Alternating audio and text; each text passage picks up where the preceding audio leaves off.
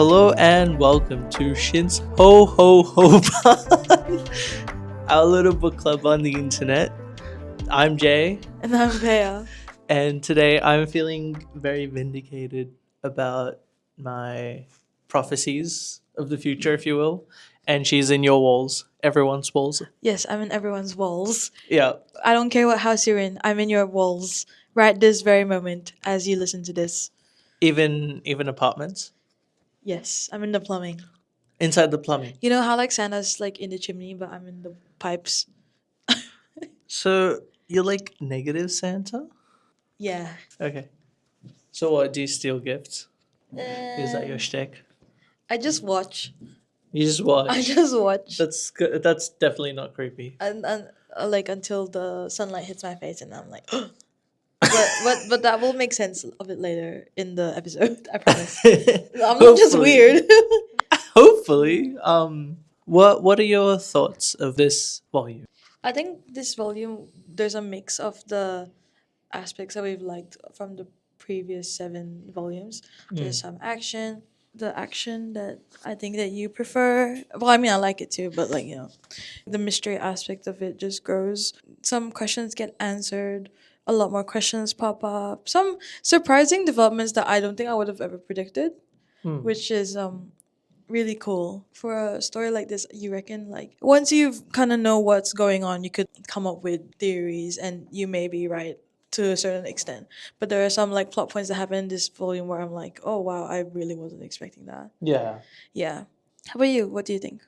I like it. I like a lot of kind of theories converge in this volume, if that makes sense. Yes. Like a lot of the past stuff we've kind of put together is sort of officially revealed, which is kind of cool. Yeah, if anything, this volume helped me to appreciate all the bricks that you've been laying so far in the past Thank you. episodes. With all the hints that you've been giving that I was like, what is he talking about? um, like I it's come to fruition. So Yeah. that's cool. Yeah. Would you say I've done a good bricklaying so far? Yeah, you could go and become a tradie Oh yeah. at this point. Yeah, I might just, quit my studies, go into tape. Yeah. Probably Make some monies. Okay. Okay. But enough about career choices. Why don't we get straight into the volume? Yeah, itself? sure. Okay, so we've got 4 chapters, some long, chunky ones today. So we've got the 31st chapter. It's called Grin. We see Annie waking up in her room, finally see Annie. And if you remember from last episode, we're very convinced that Annie is in fact the mystery rider of the female titan who we've nicknamed on this podcast as Big Blondie. Big Blondie. Yes, so Big Blondie we are assuming is Annie, and the fact that she's the one being shown here first, and suddenly like her story is starting to come into the spotlight. Yeah. Suspicions about about how this story is gonna progress. Yeah. We also see that the chapter is set in the Stohus district, which is the eastern city, part of the innermost Sheena.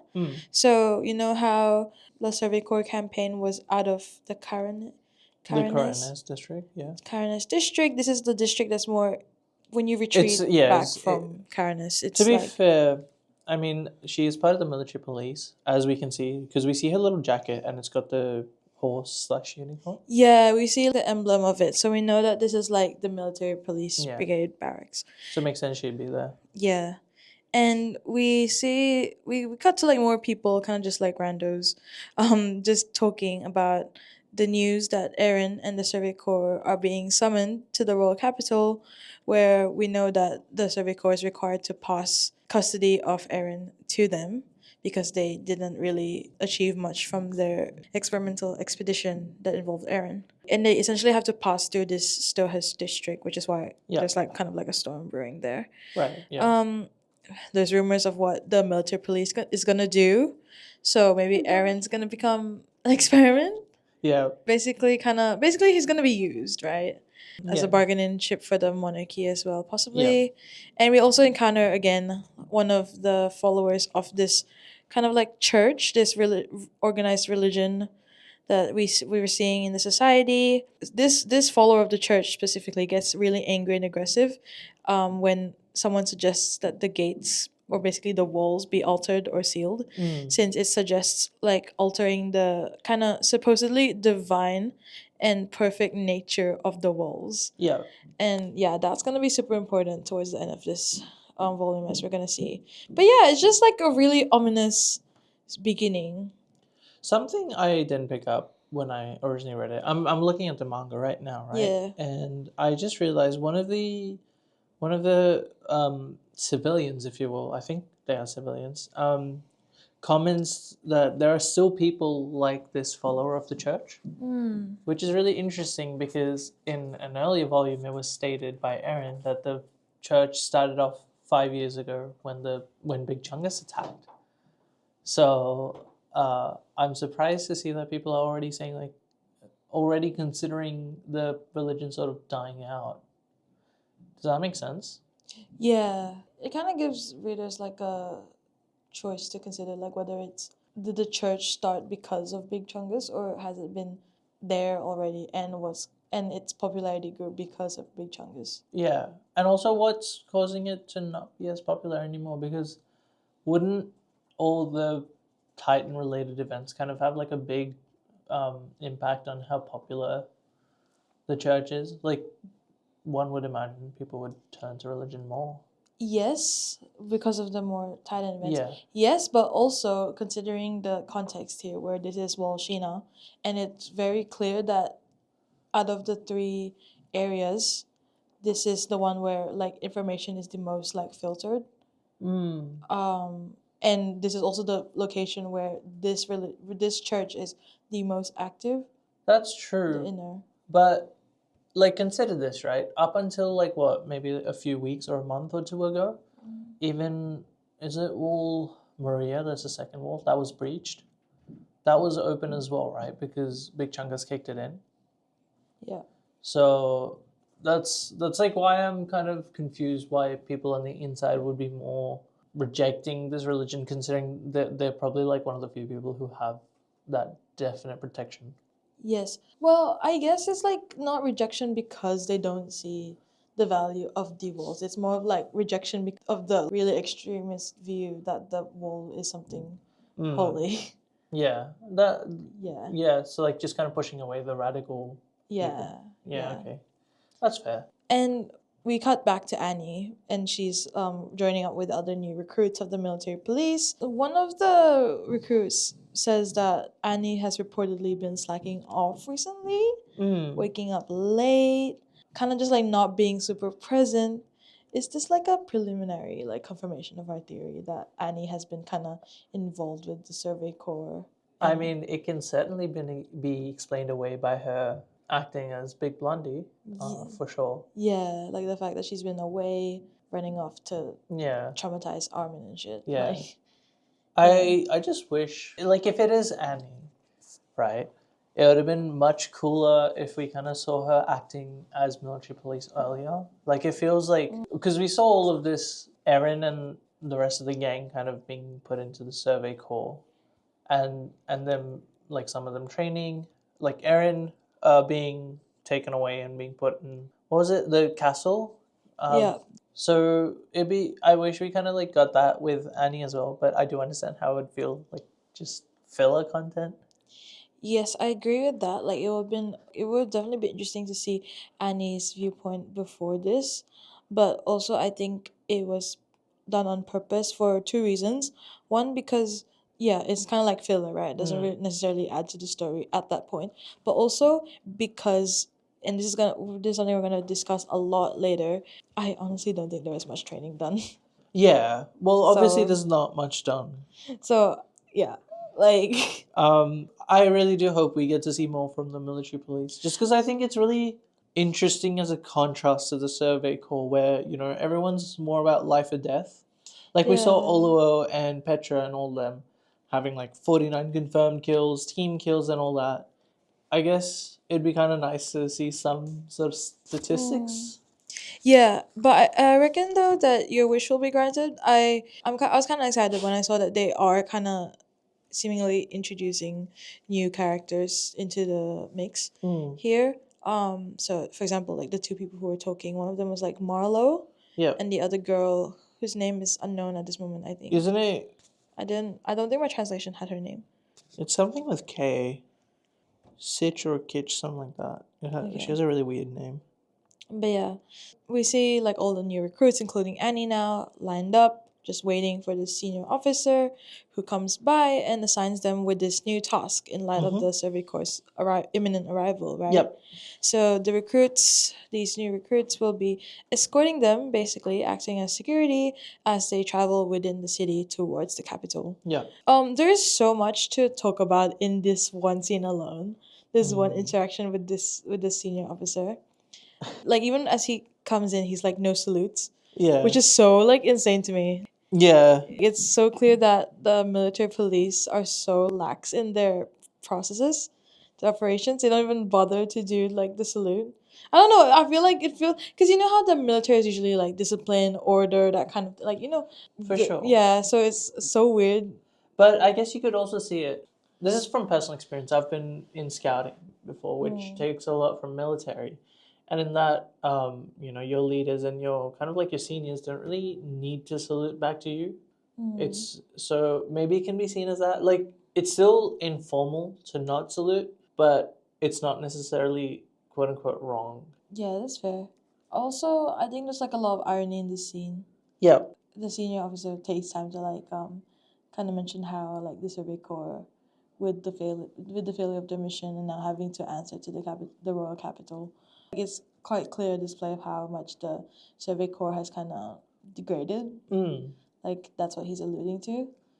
It's so ironic when like he himself, as a member of the military police, can't even be bothered to like carry out this mission properly. Like, just hands off the papers to Marlowe, who's one of the recruits, and is just like, yeah, figure it out yourself, man. Like, just what? Yeah. Also, I do like the introduction of Marlowe. It's pretty much like how we were introduced to Aaron. You know, he's just like, my morals matter, and I'm gonna change the world for the better.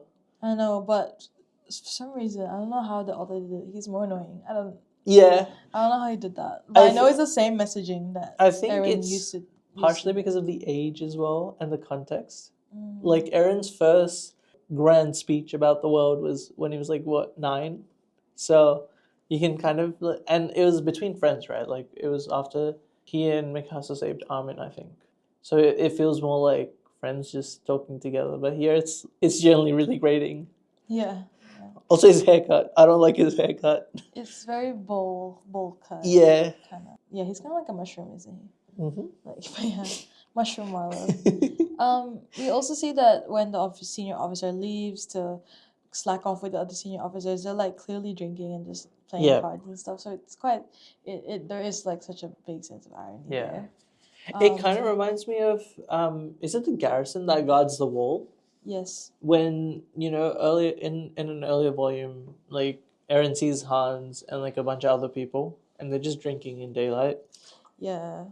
At this point, we've seen like the vibe of each military police branch. So it's so disappointing that like when you see that the branch that technically has put in the most effort, has risked the most, is the one that's publicly viewed as like a waste of resources and taxpayer money. So I feel like so far the sentiment I'm kind of getting is like pretty much civilians consider the whole military, like, not just Survey Corps but also the military police and the garrison, as kind of a waste of money. yeah. Because even when Eren was a kid, he kind of like just talked shit to like Hans and stuff, saying like, you guys just drink all day, right? Yeah. And the military police obviously is like looked upon, like when we see the flashback of when Armin, Mikasa, and Eren join up as trainees, the older people are like, yeah, the military police sucks as well. So it's very is it anti-authoritarian? Kind of, yeah.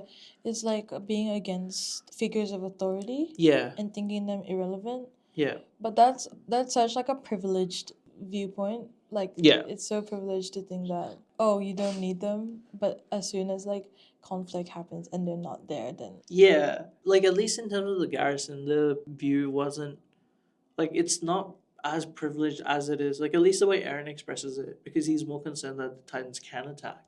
Yeah. And the garrisons are not doing shit, they're just drinking. But yeah, I do understand, it's very privileged. Yeah, so there's more to this scene as well.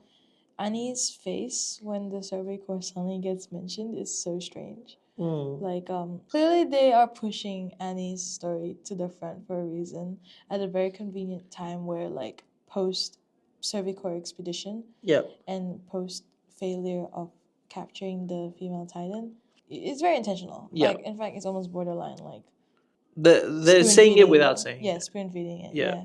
And also there's this belief that nobody in the inner walls are opposing the authority of the royal family.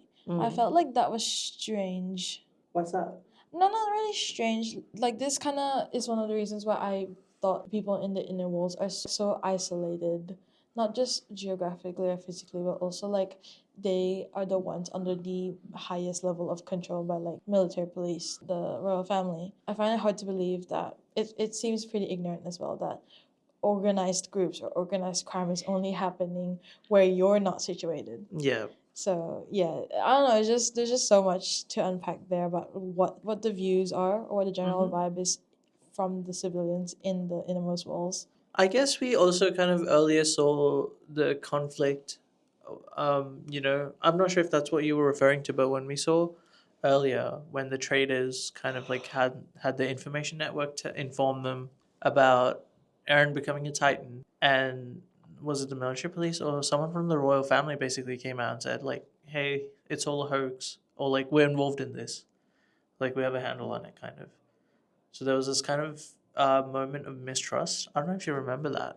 I think it was a few volumes ago when Commander Pixis meets up with Eren. Yeah. We saw a little scene of the inner wall basically getting this information about a boy who could turn into a Titan. Yeah. And at the same time, the military police was spreading this information that this is actually like a royal experiment. Yeah, so quite clearly, like the military police aren't necessarily there for security. At least not security of the collective. It's more of the security of the 1%. Yeah. So yeah, so it's like quite clear now, like where the priorities lay and who they actually answer to or serve. The priorities lay in the bottle. Yeah. Yeah, so when that senior officer leaves, the recruits start talking amongst themselves, particularly the two characters that we mentioned, which is Marlo and yeah, the girl, I swear I don't know her name at this moment. Yeah, so Marlo, like Jay said, he kind of has the same approach as Aaron does, especially in his training days, where it's kind of like, I will be heard, I will tell you what I think. Yeah, very aggressive, forceful in a way. yeah. He has a lot of anger towards the corruption that's been allowed to grow within the military police, and he essentially like condemns out loud the selfishness they've already witnessed so far, and it apparently it's only been 1 month since they joined. We get into like this really interesting part as well of the chapter where Marlo and Annie's viewpoints clash in this like kind of debate that they have.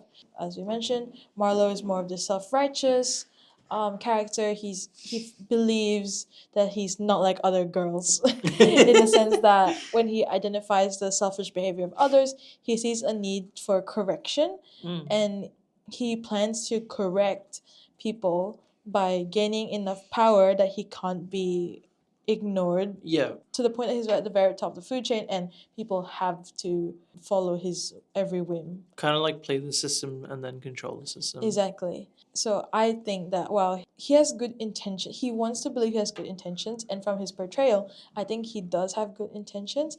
But this insane savior complex that he has, it's so like triggering, honestly.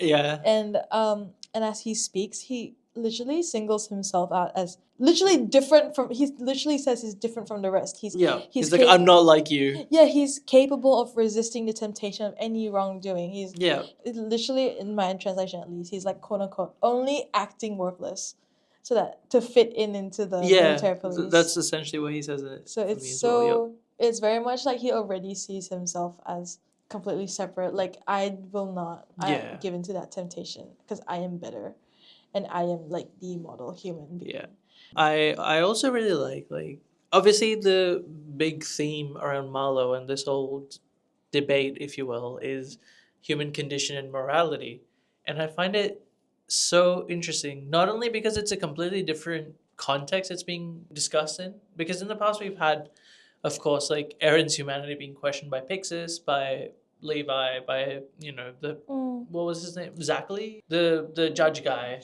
Yeah, the Yep. judge. Yeah. But I find it really interesting here. It's Marlo who's kind of debating this topic, and he's debating it with the one person we think is a Titan as well. Yes. Yes. It's on one side, it's the possible Titan claiming to be a regular human being, and also brings into question till this point. So we're 31 chapters into this manga, and not once has human condition been debated without someone who can possibly become a Titan being present or involved. Yeah.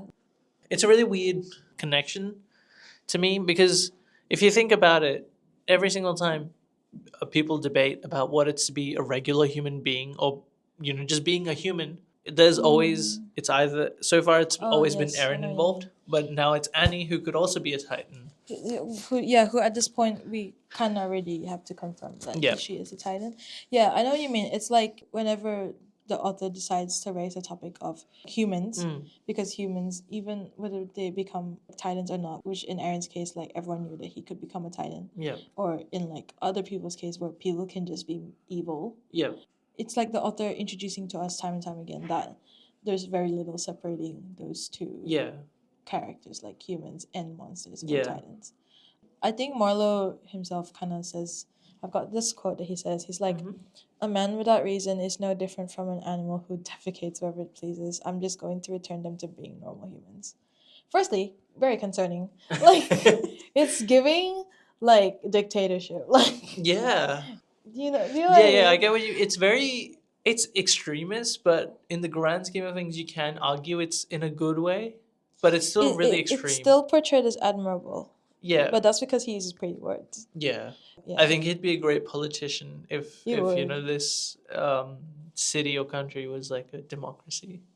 Yeah, if there's like an insane time skip here where Marlowe's starting to run, but like running for president. Yeah, I think he would win. Vote one Marlowe. Yeah, and like you said, with Annie kind of being the person here who has this likely secret, right, that she can turn into a Titan, her viewpoint is that the real danger is allowing people like this, people like Marlowe, who sees people who do wrong things as not human. That in itself should be stopped because it's human nature to be selfish and have greed and put yourself in front of others, above others, and ignore injustice when it happens in front of you. So it's like saying that these self-righteous assholes are like even, and in this case she even thinks about Jane and Eren in this case, like these people who believe that their morals are the best and is the right ones, like the right views, like people who want to like impose that on other people are the rare few and not actually the status quo. Yeah, it's like kind of just like saying like don't think of human beings as this great being who gets to control everything. Because you're not. And I find it really interesting that all the three people you mentioned, Marlo and Eren and Jean, when we look at them, we're kind of inclined to agree with them. At least, maybe not Jean as much, but Eren and Marlo, like when you listen to them, you're like, yeah, that's how people should be. It's wrong for the military police to be so corrupt, and it's wrong for people to just hide behind walls the whole time. Yeah, and then when we think of characters like those who are just like personified by that aspect of their character, we see them as more like one-dimensional because that's not realistic. Like it's against human nature to just be like so selfless and give yourself up, and that's why we've had these discussions of should we be sending these kids off to join the military, like do they even know what they're signing up for, all that stuff. So. And I guess coming back to that question, or like that statement you made about how the authors managed to make Marlo like a much more grating character, I think one of the really key factors is in the previous volume we saw Eren give up his morals. He realizes he's not meant to fight, he's meant to run away. And, that's why he's not just a one-dimensional annoying asshole, if you will. He is a human and he has this doubt and he regrets certain choices he makes. So he doesn't transform into a Titan right away, but then of course we realize that he probably should have. Yeah. So it's, I think what I'm trying to get at is Eren isn't as grating of a character. He can still be kind of grating, but At times, yes. but because we do see him like question his opinions and his thoughts, whereas Marlo is more like, no. Yeah, I think mainly it's because I think this is like another Gene situation happening where we don't know enough of him yet, or Yeah. his background or his other views to judge him fairly. But at this moment, like, it's very clear that this is like a Eren Yeah. 2.0. Yeah. Yeah. As you mentioned as well, Annie's, ironically enough, I just want you to think of me as human. Yeah. As one of the two people who we know at the moment who's stuck in this, who's the Kinkaniki of this world. Like, basically not trying to see humans or tied in transforming humans to be black and white or to have like these straightforward morals, because that's not realistic. But anyways, yeah, so there's this whole thing between Marlo and Annie, and it's just like a really good debate in general. And Marlo starts to consider Annie's viewpoint that the system of power in the military is only a reflection of the inherently evil or greedy nature of humans, which may be why, if change is to be sought out, it has to be by changing the system itself instead of like the people in the system, or changing who they are, because that's less realistic, less likely. I do like the kind of framing at the end of this debate where Annie says, doesn't that just make us regular people? And, you know, it's kind of, obviously there's like a us versus them where Marlo is standing against them. But at the same time, if you look at the paneling, there's like a little open space, almost kind of inviting Marlo in, which is like kind of heartwarming to show. It kind of, again, opposes Marlo, where it's like, your ideals, it's not like you're the only right person in this group. Yeah, and like that contrast as well. Yeah. The panel where Annie's saying like, doesn't that just make us regular people? Like having all of the recruits there versus like Marlo just standing there alone, like believing in his like self-righteousness and how great he is. Like, yeah, I do like that little detail there, that there is space for him there, because end of the day, they don't think he's like, not bad. Like, yeah, they probably maybe think he's the shit, but like not shit. Yeah. If that makes sense. But yeah, so it'll be interesting. I think personally, it'll be interesting to see how Marlo will develop. Like you said, he reminds me a lot of Eren. So if and when they meet, I do wonder if they'll end up being on the same team or actually on opposing sides, and they become like the figureheads of each opposing side. So that'll be interesting to see.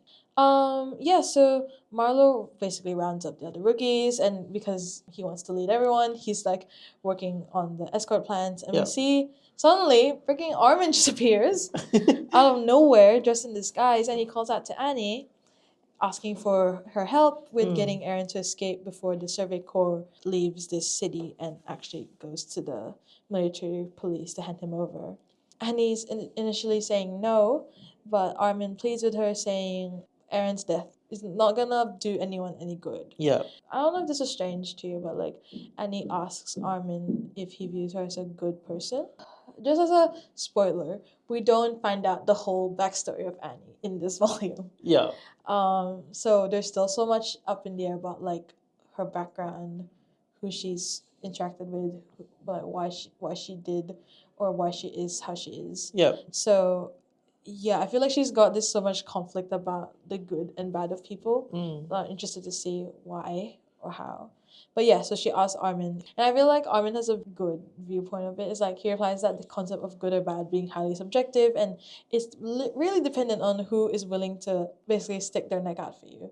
So if your actions as a person is benefiting me, then I don't think of you as a good person because I'm benefiting. But if the moment I'm not benefiting, I'm gonna think of you as a bad person. Yeah.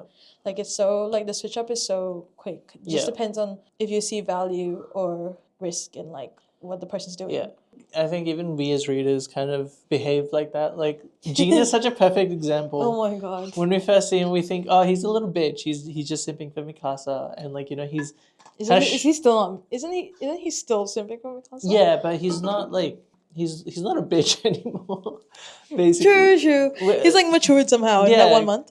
Because like at that time, we see him as like kind of harming Aaron's way, and we've been kind of reading Aaron's story till then. And then as soon as he's like, "Yeah, I support you, Aaron. You're like part of the squad," we're like, "Oh, he's such a good guy. He's benefiting the person we like."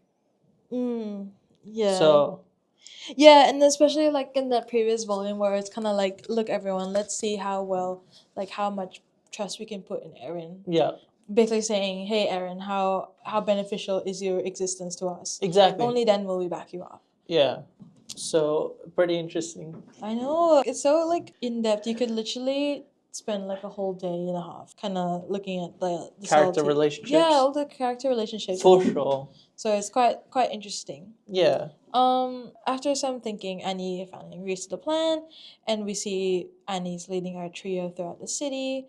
Turns out that Jean swapped places with Aaron. Like during the convoy. So as the convoy is going through the district, it's actually Jean and not Aaron, and now they're trying to get Aaron to escape. The group ends up at the entrance to the underground city that was apparently planned for, but is now abandoned. Yep. Before we even start on this, that is really cool, and also, why did they abandon that? Because that's a really good plan. Well, I mean, I guess we did get an explanation later, but how would they know about it? What do you mean? The plan to dig under the walls. Is that what you're talking about? Oh, yeah. Oh, I think it's in the later... Yeah. Okay, yeah. Yeah, at this point, we're It's why? Yeah, it's a bit weird they abandoned that. I know that plan, but as in like, if this is the underground city, and the fact that the Thailand attacks have been happening, the fact that it's now abandoned still. Maybe it could be something like shortage of labor or just resources to work on it. Possibly, yeah. Because obviously, like, the outermost wall being breached would have been a big hit to the population numbers and also resources they can gather. Like, they are living on limited land. So it would make sense they would kind of have to, like, they might be forced to abandon that. Or maybe the logic could have been like, what if a Titan just smashes through it? Yeah, who knows? Like, the industrialized like tools they have here is quite ambiguous. Yeah. Apart from like the military ones, of course, like the equipment. Yeah. So yeah, who knows? The pomegranates. Pomegranates. One thing I do want to kind of take note of, I don't know how true this is, but it's something I've noticed just within this chapter. Aaron, who can become a Titan, and Annie, who we think can become a Titan, their eyes are really light. Really? In the manga. So if you look at Aaron's eyes, they're like white, right? They're lightly colored. And look at Annie's. Actually, I have a whack theory about that. Okay. Would you like to share that now or later? Later? Okay. Very end of the volume. But just something to keep in mind. I might be wrong. Like, it might just be like some art styles kind of like depict eyes in a slightly different shading when they're kind of serious or like glaring. It could be that, but it's just really interesting the two people, or like one of the two people we know can become a Titan and the other person we think can become a Titan, both have like similarly shaded eyes. I agree. Just some food for thought. Yeah, so they end up at the entrance to the underground city. And the main trio start making their way down the steps, but Annie stops in her tracks, refusing to like head underground because she's apparently scared. Yeah. Which is like very unlike her. And she threatens to like rescind her help unless they go above ground, which gets like Aaron super riled up because like it's all going to plan and now this is happening. Yeah. And Annie suddenly realizes that something's up because it's literally quiet. There's no people like in her immediate surroundings. Yeah. When it's supposed to be like a busy city village straight. Yeah. And we also see in this panel that the Survey Corps members are actually hidden in like nearby rooftops and behind buildings and like archways and stuff. And Armin suddenly confronts Annie, asking her why all the way back when, if you remember Sonny and Bean, the Titans that Hanji was caring for, were killed. She actually, like after that whole fiasco, when the rookies were handing in their gear, handing in their maneuvering gear to be inspected, Armin actually noticed that she presented Marco's gear, not her own, during the inspection. Yeah. Which is firstly insane that Armin noticed that, but I guess that would possibly be an explanation because you remember how when Annie was helping clean up, she looked at Marco's body and then apologized. So that may be why. Because she was stealing his gear. Yeah, that may be why. Yeah, she only replies like maybe to that. Also, I find it so Sorry. funny. She describes herself as a feeble maiden. I know, she's Because so when Erin sarcastic, tells it's her to insane. come in, she's like, "How could you ever understand the feelings of a feeble maiden? You literally just fucking 360 a person in the air. I don't think you." I quite know, like your kick is lethal, girl. Yeah. Like, what feeble maiden are you? It's like if the Hulk dressed up as like Rapunzel. It was like Okay, but that'd be kind of cute same. though. Yeah, that would Can be you kinda imagine cute. Bruce Banner up in the tower With being like, like "I'm just a blonde long feeble." hair. No, green long hair. What, Because green? he's the Hulk. No, like green skin. Yeah, but green long hair because he's the Hulk. Okay. Yeah. Okay, yeah. Yeah, and then Erin is basically shocked that Annie isn't flat out like denying the accusations that's being presented here.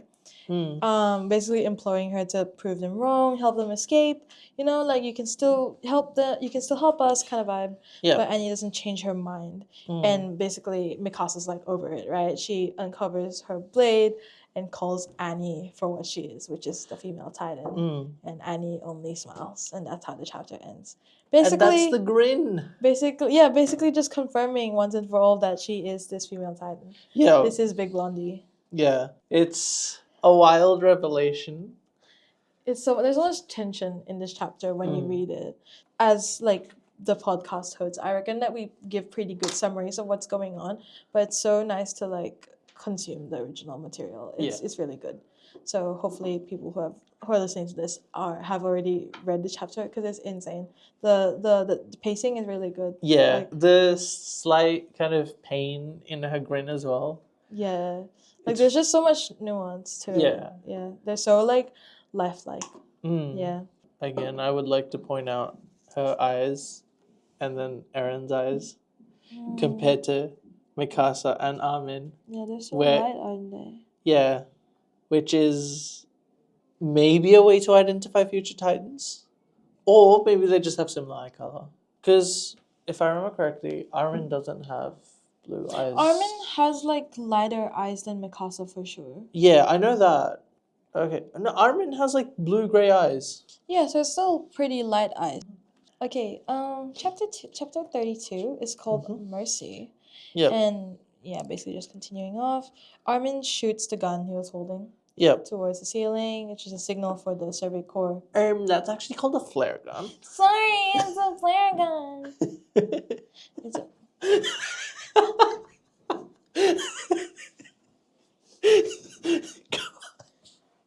Armin shoots his flare gun that he was holding towards the ceiling, signaling for the survey corps members to grab and restrain Annie.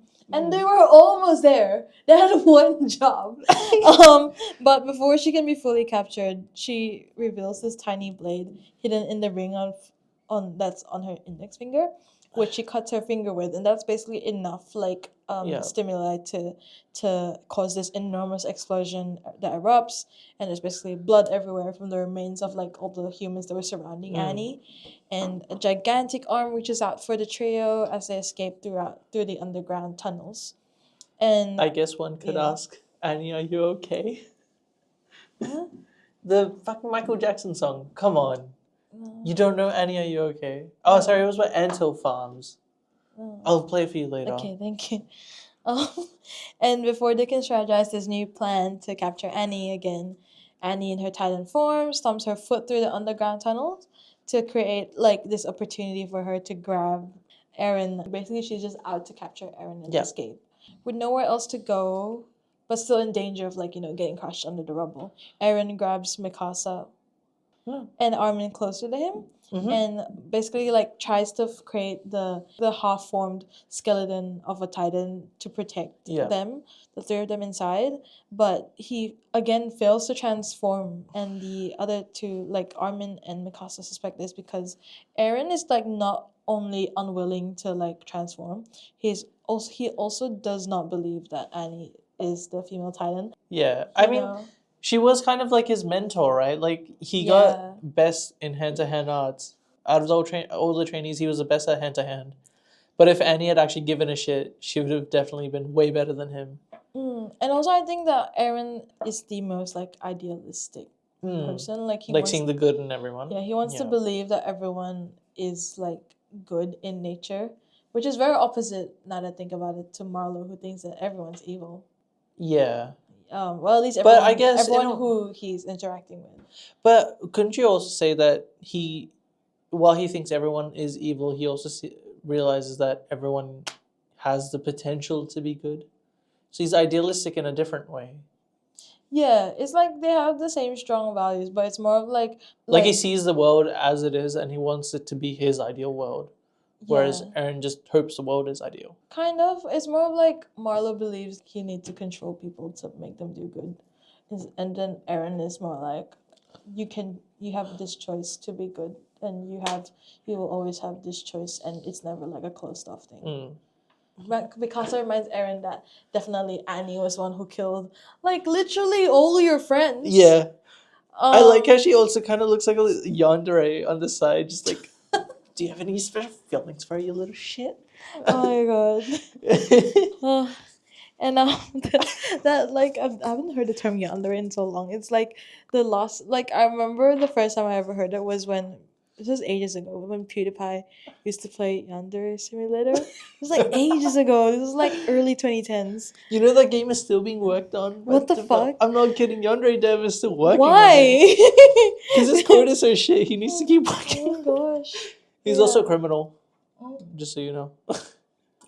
I wouldn't expect anything less, I'm not gonna lie. But yeah, she generally looks like a serial killer. It's like, she killed all your friends, Eren. Don't you have any special feelings for her, Eren? I hope you don't. Yeah. Okay, so yeah, at this point where Mikasa's reminding Eren that Annie is the Titan, like, it's confirmed now. We cut to this flashback of Eren and Levi talking in the old castle, like the old training grounds. Yeah. Of Squad Levi after the failed expedition to capture Big Blondie or Annie. And I just find that it's really sad that Levi is starting to make this conversation, probably because he was so used to like hearing all the noise in the castle, like this, like being surrounded by all that noise and liveliness. Like he's probably all being the dumbass and stuff like that. Yeah. He's arguably lost the most from this expedition. Like not only has he lost his hand-picked squad that he himself approved of, but also like, he failed his mission. Yeah. And for like someone who's as results oriented as Levi, he probably fucking is absolutely crushed right now. Yeah, for Levi. And basically they were waiting for Erwin to come back. And Commander Erwin does come back with Mikasa and Armin. And it turns out that with Armin's help, they've already identified Annie as a potential suspect to be the rider of Big Blondie, or the female Titan. Yeah.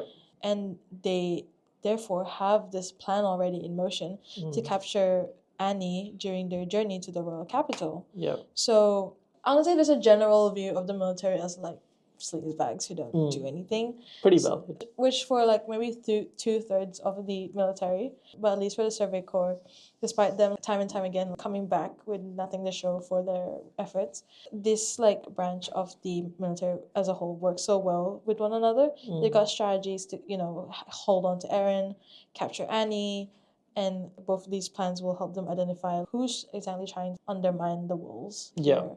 So it's just like quite uplifting. Like, Commander Erwin is big brain and is in charge. Yeah. And I like that he seems to be open to like...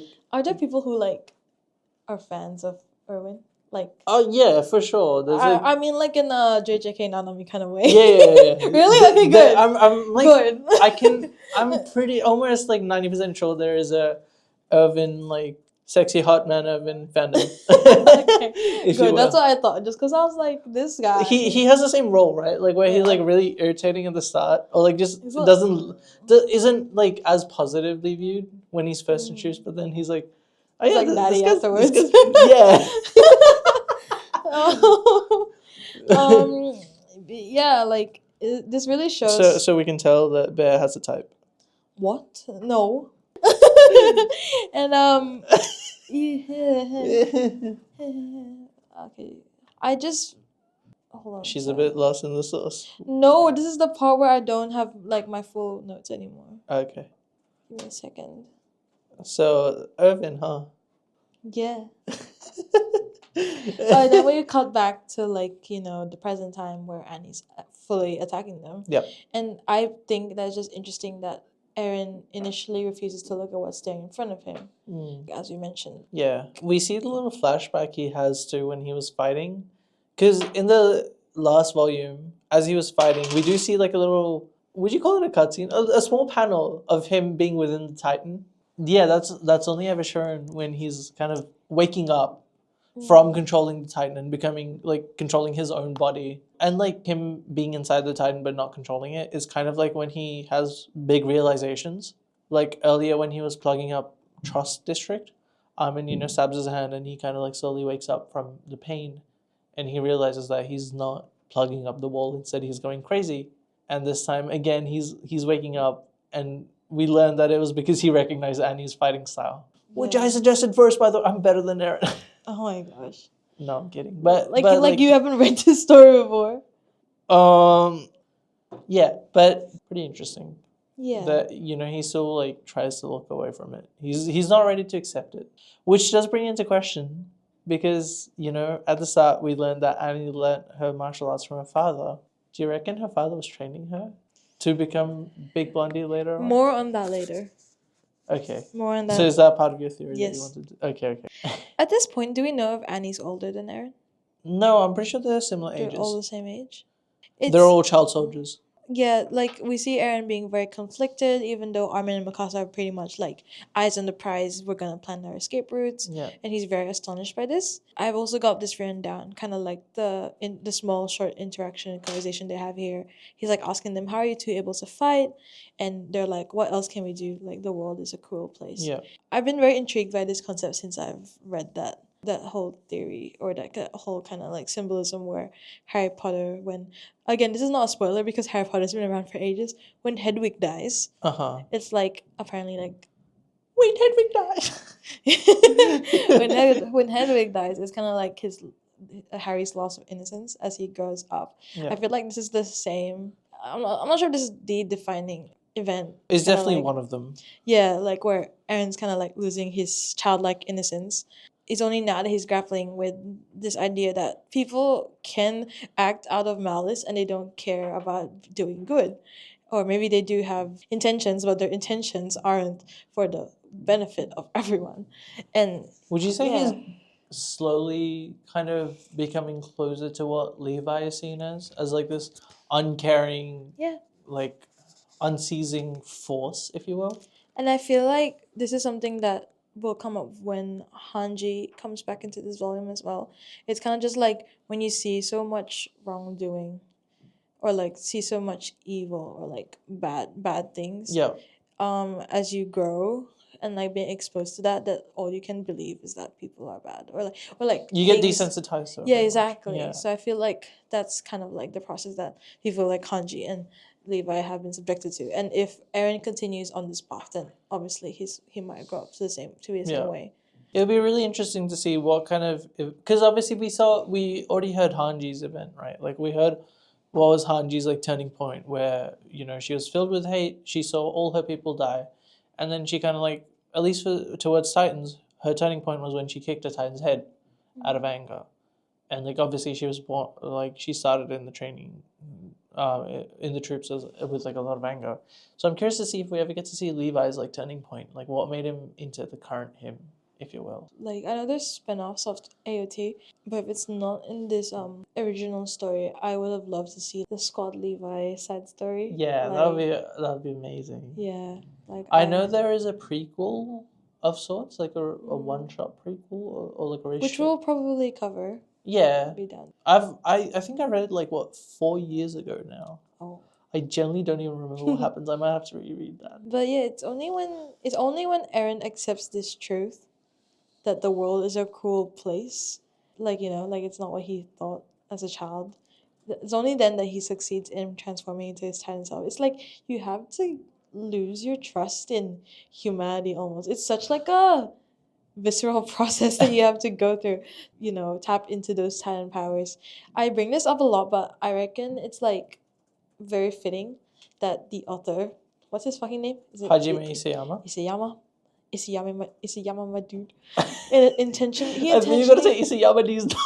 Stop. Like I find it fitting that he intentionally blurs the line of what it means to be human or Titan. He's been doing this his whole career, writing this manga. I just want to say, the way you described like what it requires for Eren to become a Titan, couldn't you compare it to becoming a hard-boiled soldier? It's a hard-boiled egg. I was like, oh No, like that's what Levi is, right? He's a very good soldiers follow orders person. He knows what he has to do, and he doesn't care at what like obviously he cares, but like he can't show that. He has to do the thing he has to do, like regardless of who he's hurting, who he's killing, and like he pretends to be friendly, and then he just moves away. So it's pretty interesting that Eren's becoming a Titan requires pretty much the same thing that a really good soldier, like becoming a really good soldier, requires as well. Like, you need to kill your heart and just do it. Yeah, it's almost like the role of a soldier or like a Survey Corps member and a Titan is almost the same. Like there's so much violence and like forceful taking that you have to do. Do you then think that the requirement to become a Titan is manufactured to be that way? Yeah, I reckon. Just because like Titans at least right now are portrayed and are like as we see Eren and Annie fighting. They're literally portrayed as like these figures of violence and wrongdoing and like almost alien like feats of power. I understand what you're getting at, but at the same time, I think Titans are also, in many instances, portrayed as something beneath human. Like what I'm trying to say is like you've got not all, of course not all of them, but like if you look at the Titan who bowed down to Ilsa, right, subject of Ymir, which means like in the past Titans were subservient. When Eren becomes a Titan, or when they're talking about who Big Blondie is, they refer to it as controlling the Titan. So I guess it's just like playing off of that idea of like them being mechs, like sentient mechs, for people to control. Yeah, and I feel like that's why it's really fitting that you mentioned like the whole mechs and like the whole point of control, because again another thing that I strongly believe in right now is that I'm not sure how this story ends, but like at the moment no clue if this theory holds water, but like the fact that the author loves to like play in the gray area between what it means to be a human and what it means to be a Titan. So it's like on a second reread, at least I don't know if this is how you feel, but it's kind of like how Titans can also be in this world a physical manifestation of human anger and violence. Like as you said, they are usually subservient, sometimes almost like dormant. Yeah. Without Which we see more human stimuli. Yeah. So the fact that humans are like integrating with them, and only then do they become like aggressive, violent, and it's also towards humans. It's almost like, are we the driving force behind why Titans are dangerous? You know, that's so interesting you bring that up, because I believe in episode 5, when we were discussing Ymir, like who Ymir could be, I brought up that Ymir was the primordial like god of poison. So if humans are subjects of Ymir, they're kind of poisoning the Titans to be violent, which is pretty interesting. Yeah, exactly. Like it really begs the question of who's at fault. It would be funny and fitting if it's humans are like just at war with themselves or war with each other. You know what would be so funny? If the reveal just ends up being that the world is run by Titans and humans are basically like A Bug's Life, but human shaped. Oh my god. I mean, okay, that's pretty much how the chapter ends off. It ends off with Eren finally being able to transform after realizing that like the world's a cruel place. And yeah, so we're halfway through this volume. Next chapter is called The Wall, and basically everyone within the Wall Sheena, or like the Storage District in Wall Sheena, is like reacting to the fight that's going on. We'd see members of the Survey Corps with the members of the military police, Commander Irwin, and then Nile. Is that Nile Dog from the military police? So. Basically, Irwin like anticipated this because he was part of the planning, but now the commander of the military police still kind of like, no, there's nowhere that Titans are here. Yeah. And we also see like Levi standing by, kind of just like looking wistfully at what's planning to happen. It's because he wasn't allowed in on the action. Yeah, like he's just there sitting on standby, probably really lonely. We also cut to this insane Minister Nick. Yeah, so Minister Nick, if everyone remembers, is like the priest. The Pope, would you say? Almost like the Pope of like the church that they've built in the society. And as such like a call out to Christian rituals. He's like saying here, let us pray, Maria, Rose, and Sheena. Almost like the Father and the Son, the Holy Spirit kind of vibe. And he says, we pray for the well-being of our three goddesses and for our security. We shall not doubt the holy walls. Three walls born of divine hands are further strengthened by our faith and devotion.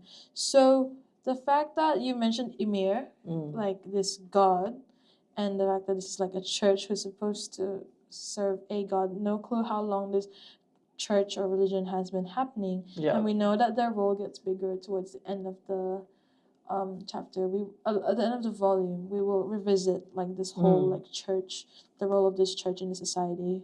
But wait, before we go on, do you reckon Minister Nick has a Pope mobile? I really hope not. I hope he... Can you imagine? It's just like a horse cart, but with like a big ass window on the side, so you can just wave to people. I don't like Minister Nick at all, so I love that his sermon just gets like ambushed. Annie just like falling on top of the whole church building. But the innocent people. Nobody gets killed, do they? They do, they die. Oh shit, sorry, I'm so sorry. No. What do you think? I didn't see that one panel. The Titan falls on top of them. Sorry. And yeah, so Annie rudely barges in on the church. She's like, oh, sorry. Ceremony. Yeah, and she's like one of those people, you know, like how in rom-com movies it's like speak now or forever hold your silence, and then the protagonist just barges in. He's like, I would speak now. There are no weddings happening today. And Minister Nick sees her and he's like shocked, and it's interesting that one of the first things he says is keep it away from the wall. So we know that the walls were built somehow, but for some reason the church views it as something holy and like to be revered. And the fact that not only humans but Titans will taint, you know, the walls. Yeah. Pristineness. Yeah. Like if they interact with the walls, it's not holy, it's tainted. It's interesting because like who else would have built it? Exactly. You know? We will get some answers towards the end of this episode, but we'll see. So yeah, we see like the other soldiers seeing Annie running around, trying to stop her in her tracks. Nothing was working because Annie's, of course, like this insane fighter, right? Yeah. Almost like she's been born for this. It's almost like exactly. Yeah, which is interesting. Again, we'll cover that later. Suspicious as fuck. Which. Yeah, okay, keep going. And we see Mikasa trying to like hinder her, like slashing at her face and stuff. Yeah, and Mikasa's acting like doing her best based on this sense of responsibility to like someone. To Levi, Squad Levi, whoever. And we see that Annie reaches like a clearing in the village where there isn't really anywhere told to like use the vertical maneuvering gear effectively. And we see like Eren rushing over. He's just running. We see Hanji is here now as well, kind of like directing. Yeah, Hanji's here directing like the other soldiers to like, you know, take formation, do your part. And yeah, so Armin's like here thinking like, oh, has Annie really decided to escape since her whole objective was to, you know, kidnap Eren and then take him back to wherever. Yeah, so it seems like there's like an imminent one-on-one fight between Eren and Annie incoming. And, and we see that it's a rematch. Yeah, and we see that as Eren catches up to her. Oh yeah, and then I really like this scene, like how the author does this scene where it's kind of like Eren like gearing up to start fighting Annie, and you know like fight almost like revenge for like what she's done, the murder that she's committed against like the squad that he was in. Yeah, it's almost like a letter, almost like a mental letter to her, like, hey, like. Hey, fuck you. Sincerely, Eren. We're like, hey, dear Annie, eat this. No, I'm kidding.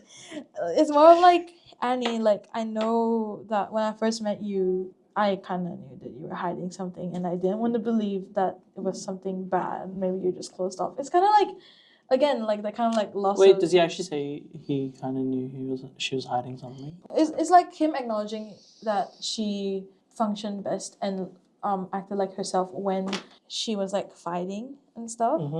Yeah, it's like I remember thinking that you were a bad liar because Yeah. she pretended that the skills that her father taught her were like useless and like irrelevant. Mm-hmm. Yeah, Yep. he thought that she was a bad liar because she clearly didn't think that way.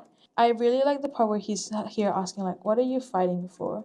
And it's kind of like a question that stems from. Are you writing in your? Yeah. Really?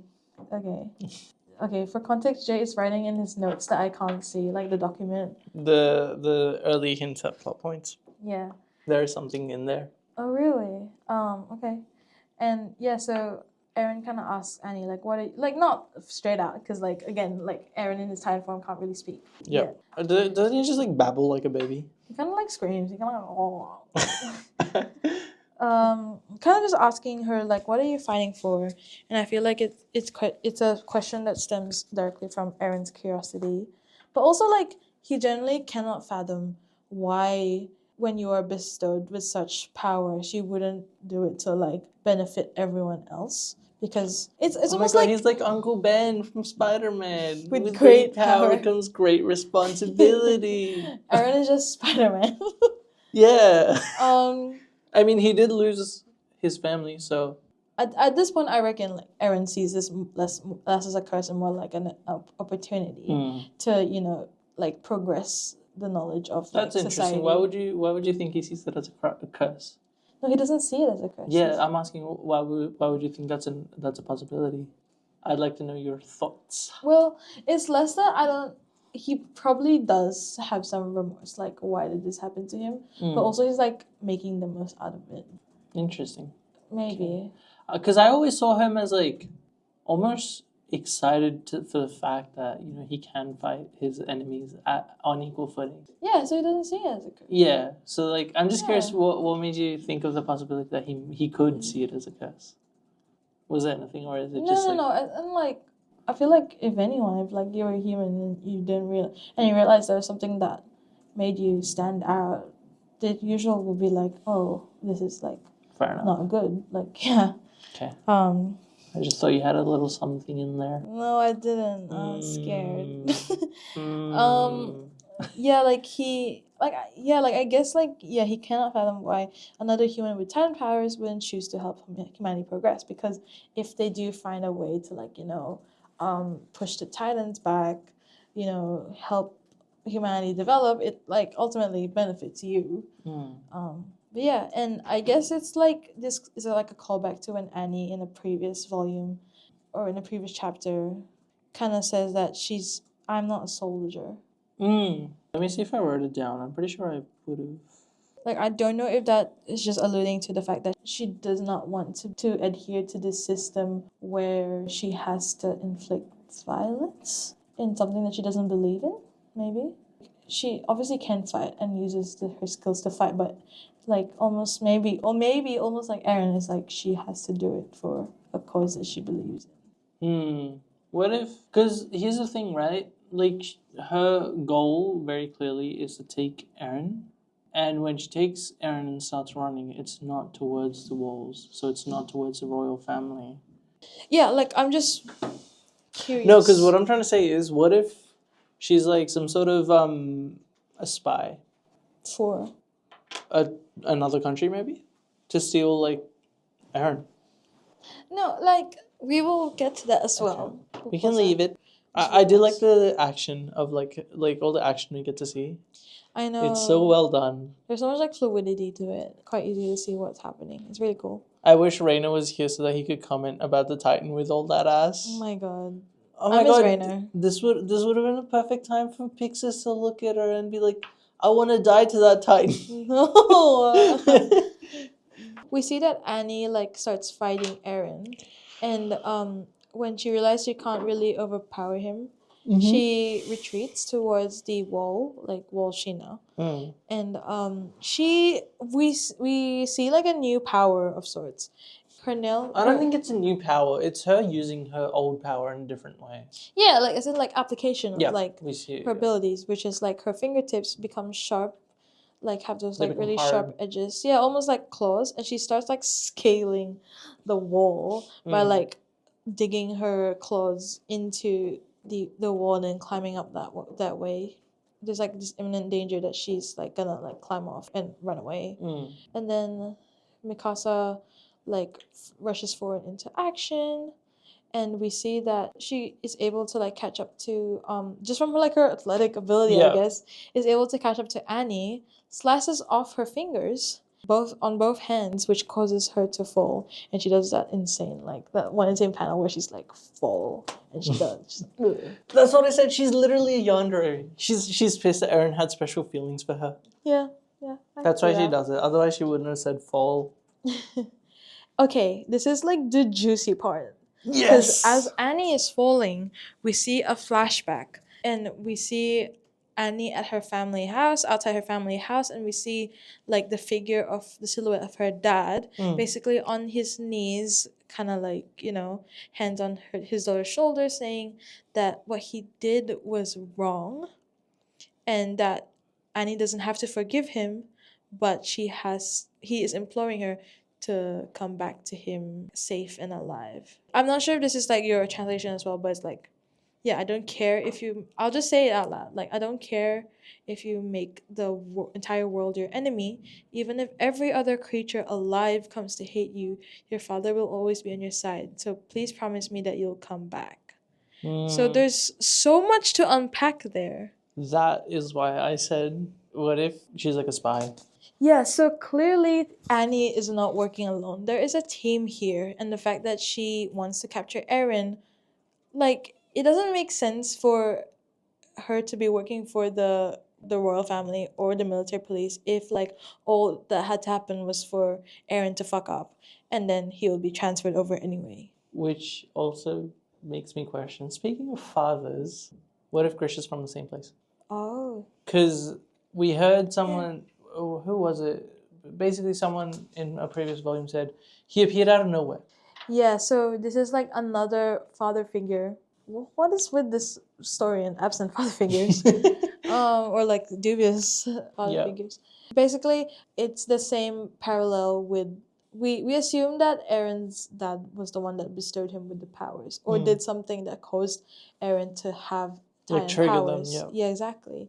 So if Annie is having this kind of same kind of experience with her dad, then maybe her dad did the same. My theory, Loki, was that Eren and Annie look kind of familiar, like similar. Ah, is that what you were going towards? Yeah, that's Loki what I was going towards, except for like the hooded eyes, but like they kind of do look pretty similar. So I was thinking Grisha went out to get the milk somewhere else. Two locations. Grisha getting some. Ew! But yeah, like, yeah. Okay, interesting. I guess it would explain the eyes and the fact that both their dads are missing. But Grisha was not like an athletic man. Like when we saw him, he's not like built. He's a doctor. Titan mother? Titan mother. Titan mother. It's just that Grisha's not shown to be particularly buff, or like he's kind of like lanky, right? Which is why, like, if he is Annie's father and he did teach Annie martial arts, he'd have to practice it himself. So that's like the only sticking point to your theory. But you are right. There's a lot of parallels. And there is the concept of him being hated as well, because Eren's and Grisha's last like interaction was like kind of agitated as well, where like Eren's basically calling Grisha insane, like ever since Carla died. I think he said something like, "Oh yeah, you've been acting crazy ever since Mom died." So there is like this idea of like doing something that might cause you to be hated. Yeah, I like your idea that maybe she's from another country or another society that may be more accepting or more collaborative with Titans, because he's saying even if every creature alive hates you, it's not every human or every person, it's every creature. So it's almost like if there's any creature out there right now who might have some kind of consciousness, it's gonna be Titans. So then, would you say her trying to steal Eren is like a way of reclaiming her lost people, if you will? Almost. Maybe like her dad at an earlier age kind of revealed to her, or like let her in on like whatever plans he has. Grisha, on the other hand, decided to like shield him from it until he had no more choice but to go away after the Titan attack. Didn't get the chance to do the same thing to Eren, kind of vibe. Okay, I have a really weird theory. Okay. What if Grisha was on the run? Yes. Okay, and then he had to pass on his powers to Eren after the attack, and he had to disappear again because he knew that Annie, if she is from a different country, was after him. What do you mean? Like, so they're not from the same country? No, they're from the same country, but Grisha was running away from that country. Oh, and almost as if like he's trying to integrate this into this society. Yeah, and something to think about. Yeah, like I perceived it as maybe Annie lives in this other society where there are humans and Titans, and then her dad was aware that she was given this task because of her abilities, where she might have to betray humans or betray Titans. Like, who knows? Like, yeah, I don't know. It's just that's being weird. Yeah. Like, something I do want to call into question is, like, speaking about, like, Annie, she's obviously really good at hand-to-hand combat. As soldiers, it doesn't make very much sense for people in this society to need to practice hand-to-hand. Like, Annie brings this up earlier as well. Like, it makes no sense for soldiers who are going to primarily be fighting Titans, if at all, needing to be good at hand-to-hand combat.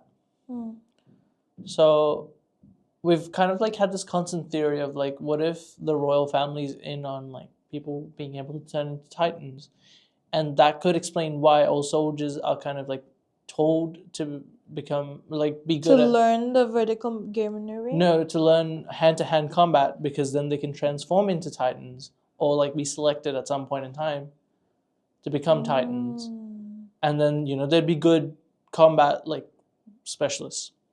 But that can't be explained if Titans aren't integrated into the society. So I'm just trying to wonder, like, why the fuck are soldiers told to work on hand-to-hand combat? I just assume it's because like soldiers are essentially just warriors and like normal soldiers. Yeah, but like they already have like vertical maneuvering gear training. They have physical fitness most likely, and like other physical aptitude tests, right? So hand-to-hand combat's like the least of their worries if their primary targets Titans. And now, because we have this theory of what if Annie's like trying to take Titans away from this society, because Titans aren't part of the society. So why the fuck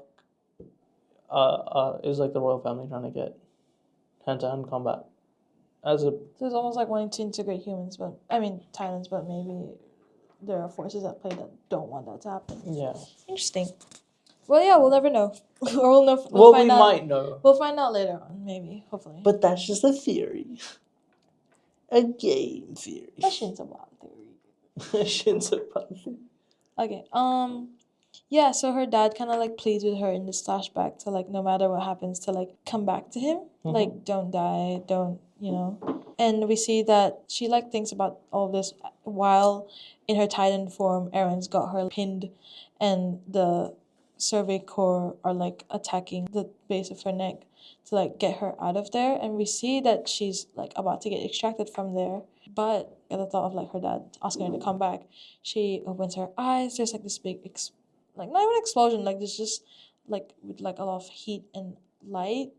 We see her human form gets trapped inside this like hard casing, almost like amber that's been hardened.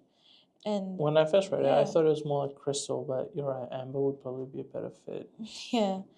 While all of this is happening, as the steam clears, we see Mikasa like looking down at the events that's happening from above. From above. And the wall that she's near, like she's still on the wall. She's still using her equipment to stay on the wall. Stay on the wall. She's doing a Spider-Man pose. Yeah. And she sees that part of the wall crumbles near her, but as she looks to see like the area where the wall has crumbled, to everyone's shock, including mine, there's a humongous face in the wall. A Titan's face. Chungus. It's Big Chungus, and he's in the wall. It's a family of Big Chunguses in there. Yeah. And that's the end of the fucking chapter. Still got one more chapter, but insane. I have some thoughts here. Okay. Okay, it's time for me to explain why I'm feeling very vindicated with this volume. So, obviously, I kind of wanted to hint at this earlier, and I think the manga does hint at it, though not as obviously, because, so I have this written down. In volume 4, chapter 14, the opening page of that chapter shows this wall that's been kicked in by Big Chungus, right? I think this is the wall that's plugged up later by Eren in the Trust District. And inside the wall, we see it as hollow. There's no structure. There's no floors in the middle. It's just standing up there, which obviously now we can explain that it's built on titans, like they're just standing in a wall, which also answers another question I had: how the fuck did the king build the walls? Like, yeah, exactly. Like now we've solved one mystery. Not that the answer isn't riddled with mysteries as well, but like we know how they were built. Yeah, but like, what were the logistics behind it? Like, so assuming, because we've seen Annie's harden its skin, we're assuming that something similar was used by these titans to kind of build a wall, right? Like it's been shaped in that way. And it can be explained because in 18.5 we see that Titan bow down, saying subjects of Ymir. So maybe the first king named Ymir had the ability to control the Titans and they were subservient to him. So they all like stood in a line. Which brings another question. Big Chungus isn't an abnormal Titan because there's potentially hundreds, if not thousands more within the walls. Yes, it's more of like he got out. Yeah. And I just have a picture in my mind of like a baby Titan just running around between the walls. And like his parents like, you need to run away from this life. You deserve a better life than this. And he like, escapes. Mama, power. Exactly, and he comes back when he's like a grown-ass 50-meter Titan to free them all. Oh my gosh. Can you imagine? That'd be insane. Like he's just like freeing his family. Yeah, because we know that the Titans are alive because the Titan like moves its eye and looks at Mikasa. And based off of Hanji's statement, they don't need food to survive. They literally are like plants. They just live off of sunlight. Yeah, essentially. So they didn't die. They're just there. Yeah. Which is very interesting. Like we have seen certain abnormal Titans, right? Like we've seen Annie, and in ways Eren as well, being able to control Titans by attracting the Titans to their own Titan and having them eat it up. Almost like a self-destruct mechanic.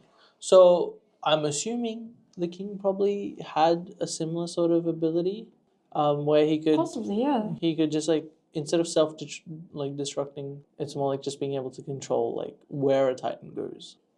It's almost like it's alluding to the fact that maybe a long time ago, maybe even the 100-ish years that was mentioned, Titans were part of a royal family subjects. And it just so happens that for some reason in this society, the Titans were actually villainized. Yeah, and like that again brings up the question of if the king had the power to control the Titans, why are they villains now exactly? Why do they eat? I'm not sure about why the Titans themselves eat the humans, but maybe because there came about like a portion of the human race that could control Titans, and therefore that posed a danger to the king. Maybe. Also, I find it really ironic that the wall built by Titans is being broken down by a Titan and being plugged up by a Titan. Yeah, like it's so like contradictory. So it doesn't seem like there's like just one set of Titans. Yeah. That all have one thing that they want to do. Yeah. Because their motives are all different. Yeah, like it's so weird. And like, how did no one question this? Like, how did none of the civilians think like, hey, how are these walls like without any seams? Where did the king build this? This wasn't there last night. Didn't it say that Armin thought about it? Like. Yeah, Armin thought about it, but obviously Armin's like a big brain, right? He's like. Armin's a big brain. Yeah. Yeah, obviously Armin's like an intelligent guy, so like it makes sense for him to. But how did no one else like notice it? But yeah, that's how the chapter ends. Lots of controversy, a lot of speculation, and we move on to the last chapter, which is called Soldier's Dance, and we see that Eren wakes up in his normal human form, being hugged by Armin. She sees that Is that just like his skeleton form? Okay. Hold on, something I never noticed. Doesn't that kind of look like him crying? It does. I know it's not, but like the framing of it in this context. So are you trying to say that like when he was crying at the start? Who knows? It just kind of looks like him tearing up, and like he looks like that every time he comes out of the Titan. That's true. I'm trying to think of like the past times he's cried. Like, what if his first few times crying was like more like metaphorical? No. As in like what if remember the hallucination? What if like all of this is a hallucination? What if his the younger part of the story was this hallucination? That's the untrustable narrator. Yeah, that's true. We see some like military people trying to use their weapons to break into the pod or like this crystal or piece of amber, kind of basically the hard crystalline substance that which is so Titans can silly. make. You obviously use a pickaxe for that. Every Minecraft player knows. Literally, and they're trying to get Annie out of that core, but like none of their weapons are like strong enough to even make a scratch or a dent in it. And like everyone's getting like pissed off, aggressive, but Hanji forces them to stop and just tells them to like make a wire net, basically just to transport her and stuff. Yep. Which they follow orders on. Yeah, so I think now we've pivoted the story to like Hanji, who's worried that if they can't like get any information out of Annie, like what's the point? Like what's gonna happen now? Like all the lives that they've sacrificed, all the efforts that they've done, basically come to nothing again. Yeah. So we see that Hanji kind of like redirects her attention. She sees that Mikasa's still up there swinging like along the wall there. Yeah. And she sees for the first time the face in the wall. Basically a colossal titan just hiding in the middle, in between the walls. Can we name him Grandpa Chungus? Grandpa Chungus? Yeah, sure, Grandpa Chungus. And Mikasa's still there looking at the face, and I think the eye... Yeah, it moves to see her. The eye moves to look at her, which is insane. But doesn't that make sense, though? Like, that's what I was saying earlier. It makes sense based off of what Hanji's told us. Which is? They're lethargic when they're not given sunlight. So this whole time they haven't moved. Yeah. Because they're encased in, like, a hard substance. So this is one of, like, the titans that, when not given sunlight, just goes dormant. Yeah. Like, Does that mean this happens to, like, Annie and Aaron's titans as well? Like, they just get EB-GLB tonight? Not super sure. Just because, like, there's actual human consciousness But there. we've also not seen the titan, like, at night. Yeah, like a normal titan at night. That's true. It's always been, like, in the middle of the day. That's right. Yeah, and a lot of the soldiers see this, and Hanji herself is, like, shocked at the possibility that the entire wall is basically just composed of these, like, gigantic Grandpa Chungus figures.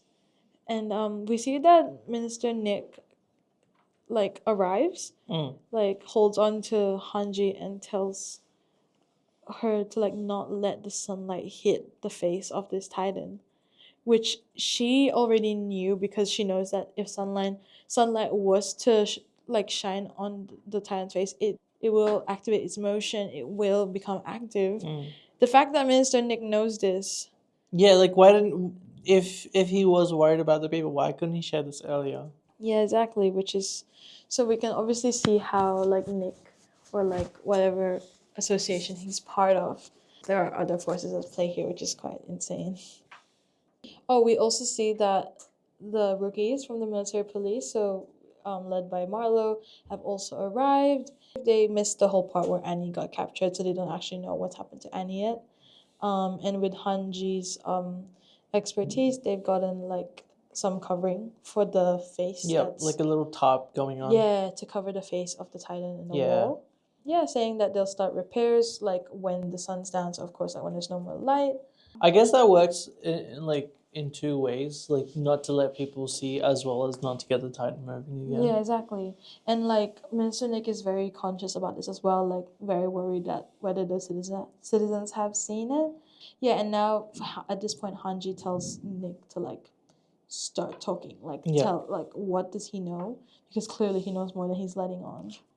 Hanji interrogates him like what is the Titan and why are they in the wall? Why did the church basically keep quiet about it? And by extension, even the royal family, because clearly, if he knew, then of course, like the higher authorities would know as well. I love that Nick just tries to dip. And just like, I'm a busy man. Like, I need to go. Yeah. Like he's not up on the wall. He has a servant to give. Yeah, literally. Like, your church is broken, dude. Like, there's nobody there waiting. Yeah. And he's also very conscious about, like, the citizens not being able to see. Yeah. Like, clearly, he's hidden this as well from his followers. It's almost like I said this earlier as well, right? The king obviously had the ability to control these Titans to create the wall. It's almost like the king wants the feud or like the battle to continue, or like the royal family is like, for some reason the royal family seems to have an inclination towards having Titans be villainized and humans basically lose their lives. Yeah, the only way I can like perceive it is that maybe they are like historically they've been threatened by the possibility of Titans. So But the king clearly had powers to control the Titan, so no, like worried that in the future that might not be the case. And I guess that would kind of explain why, like, if our theory about Grisha and Annie being from a different like country or like society, basically, it would explain why Grisha wanted to basically bring Titans into society and kind of integrate them into this society. Kind of sound like a peace treaty almost. Yeah, so who knows what the intentions of the royal family is, but yeah, Minister Nick isn't talking, but Hanji does the good old like, let me hang you over this wall until you talk. She does like a half Mikasa. It's like, I'll let you fall. Yeah, like she gets really like girl boss here, like very like aggressive. Honestly, putting Minister Nick in his place as she should.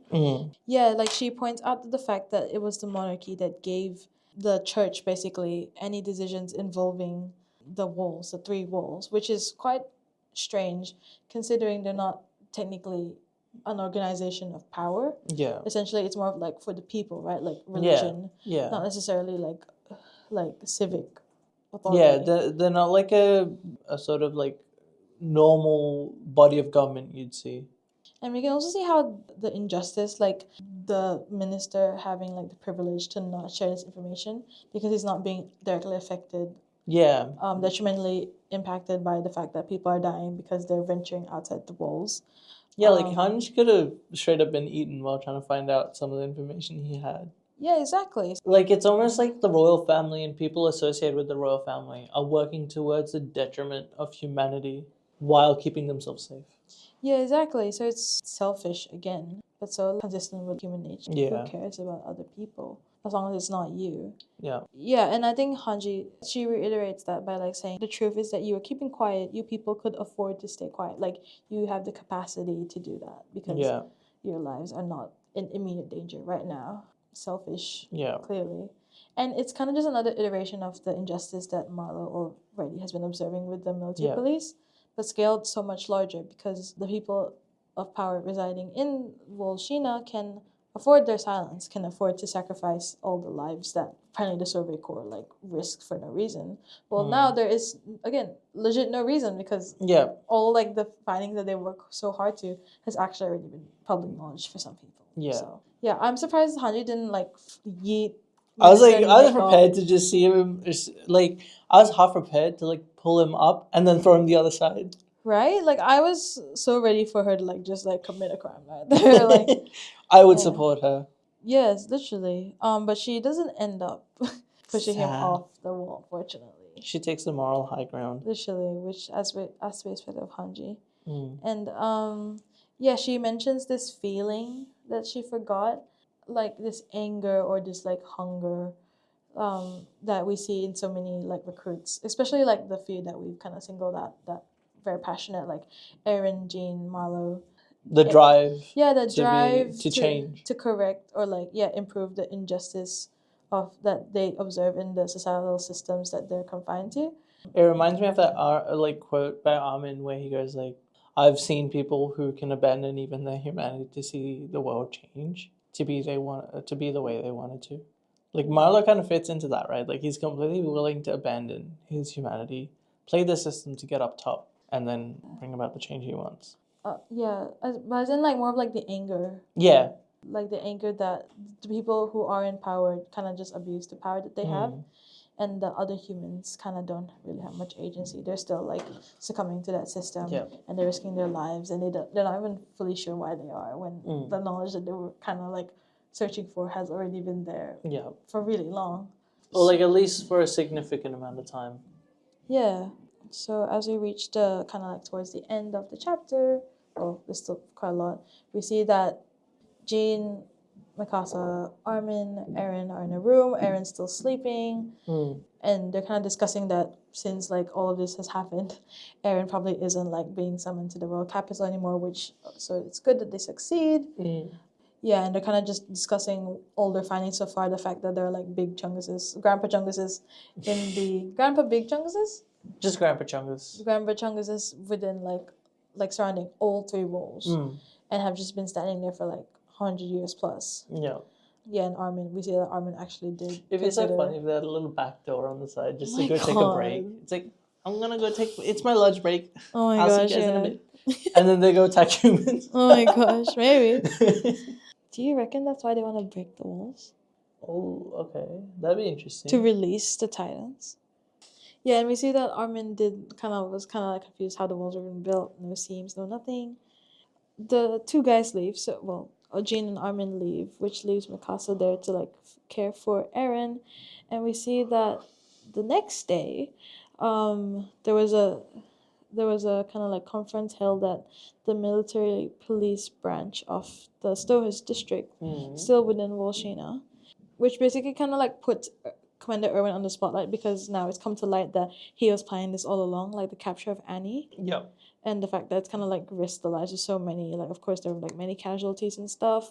Erwin defends his position, saying that like this was like the best possible plan that they could come up with that that poses the least risk and high reward. Like he does get recognition for like identifying that the female Titan was Annie, a person who was residing like in the inner walls, which was like a very like large breach of like security. And yeah, it's just Erwin defending his position, but at the end of the day, there is no information to be gathered from Annie because again, she's still stuck in that crystal like kind of material. I guess what I'm just really confused about is like, why didn't you just go with the gang like through the underground passageway? What do you mean? Like, I still don't understand what she was so scared about.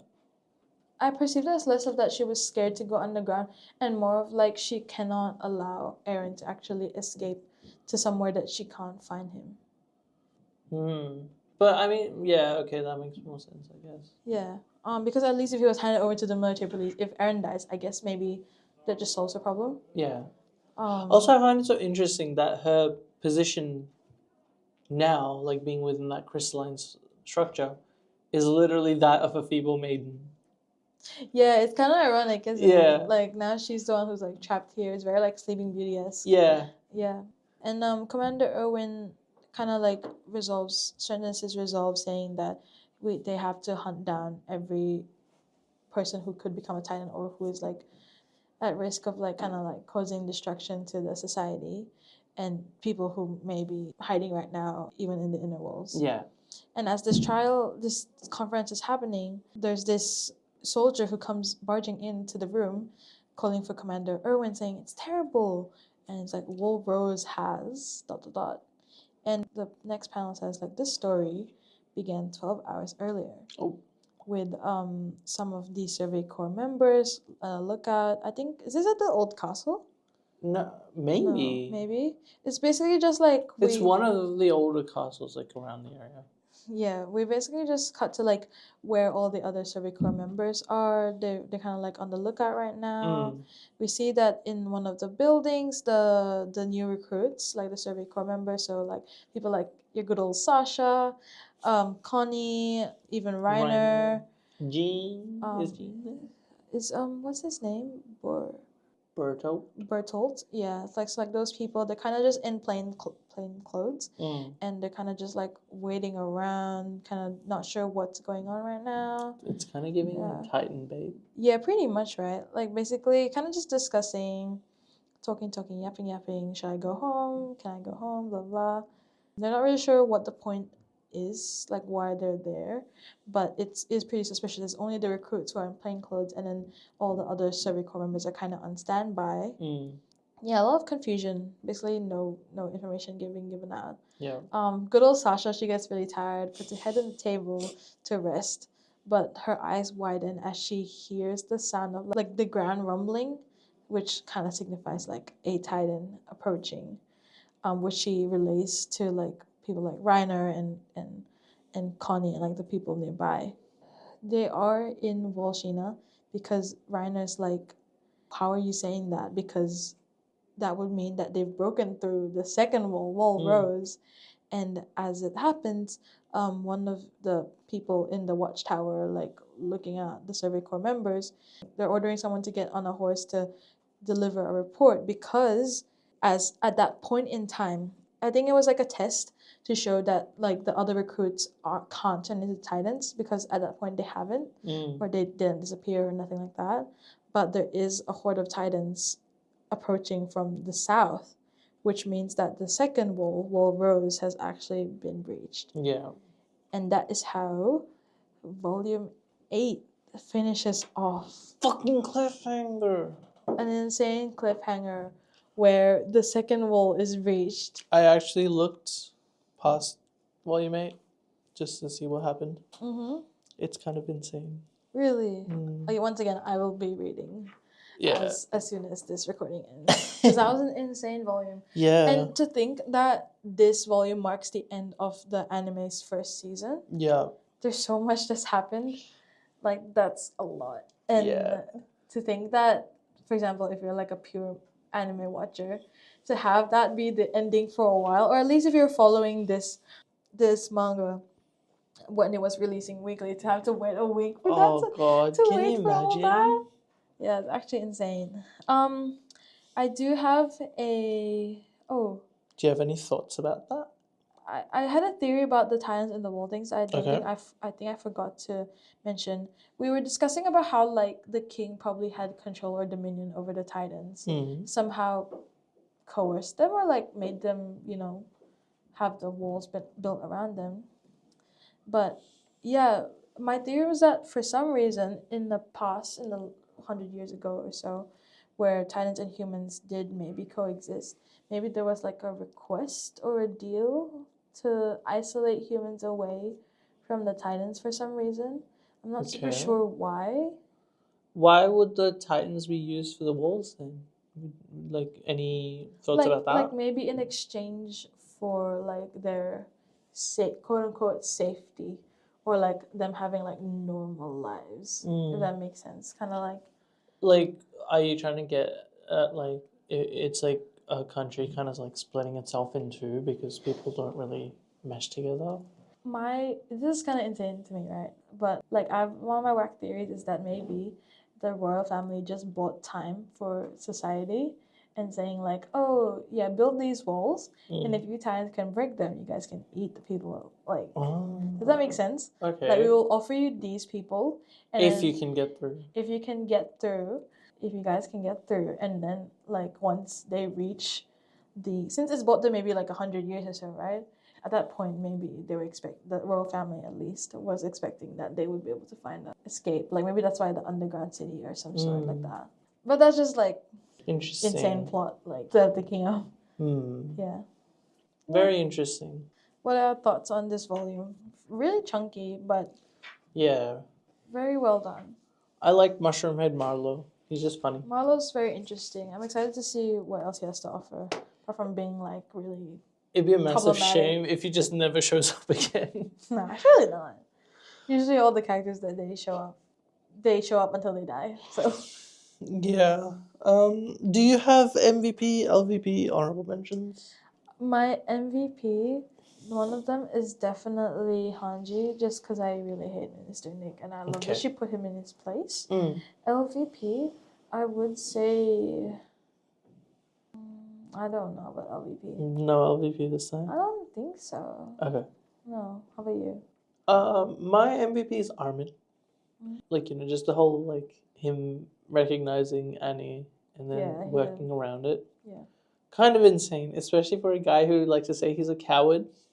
Yeah, he's really grown into like his position at the Survey Corps. He's Loki like a mini Commander Owen. I could say that. Like a child version of him. Yeah, I feel like despite Aaron having the supposed like traditional leadership qualities, Armin, being strategic, he would take on a role somewhat similar to Commander Erwin. So, yeah, my honorable mention is of course Hanji. I love Hanji. She's Hanji's so real. And my LVP is Minister Nick. I fucking hate him. Yeah, that's right. Yeah. He's just so infuriating to me. He's aggravating in a bad way, unlike Marlowe. Yeah, it's like humanity's gone through so much. The Survey Corps has gone through so much just to find out what they just recently found out, right? Yeah. Like, because Sonya and Bean are very recently captured. Yeah, like, doesn't she say just it's like, found out. Yeah. And, like, the church has been sitting on that, at least the minister has been sitting on that knowledge clearly for a long time because they've most likely been around since the walls were put up. Exactly. So, fuck Minister Nick. Yeah, literally. I'll be interested if the Survey Corps maybe start interrogating the church, maybe even start investigating them. If there's some insane holy book that talks about what happened, what was the deal 100 years ago that caused all of this, then Can you imagine the holy book's just like a diary from the king? It's like, dear diary, today I built the walls with the Titans. It was very fun. Dear diary, today I took like 100 of the biggest Titans I could find and told them to stand around while I poured concrete. Like found them. Yeah, that'd be really funny. But yeah, it would be kind of interesting to see if they somehow redeem Minister Nick. Because as I said earlier, Jean seemed like a really irredeemable character, right? But then he kind of grew into his character, like his character grew up a bit. Yeah, and the fact that we know now why he's so insistent on like, do not touch or alter the walls, do not potentially unleash what's in there, now that we know that context. And like how he has this important, like clearly he was bestowed this role. Yeah. And was like subjected to this knowledge. It'll be interesting how his character could be utilized for further plot points, basically. Because like even if it's not as much as like letting the Titans free, more about like the civil unrest it could cause. Can you imagine how people would react if they realize Titans are literally within their walls? Oh, the amount of backlash. Yeah, exactly. So like I can see why, but then I think that information should have been at least distributed to like the military fully. Yeah. Like at least the commanders, like like Owen should have known. Or at least like the research department. I don't know. Yeah. Like restricted access, but access nonetheless would have been so much better. But yeah. I really would like to see if Nick ever gets his sort of redemption. And I really want to hear more from the royal family. Like I want to know what's caused them to continue this kind of feud.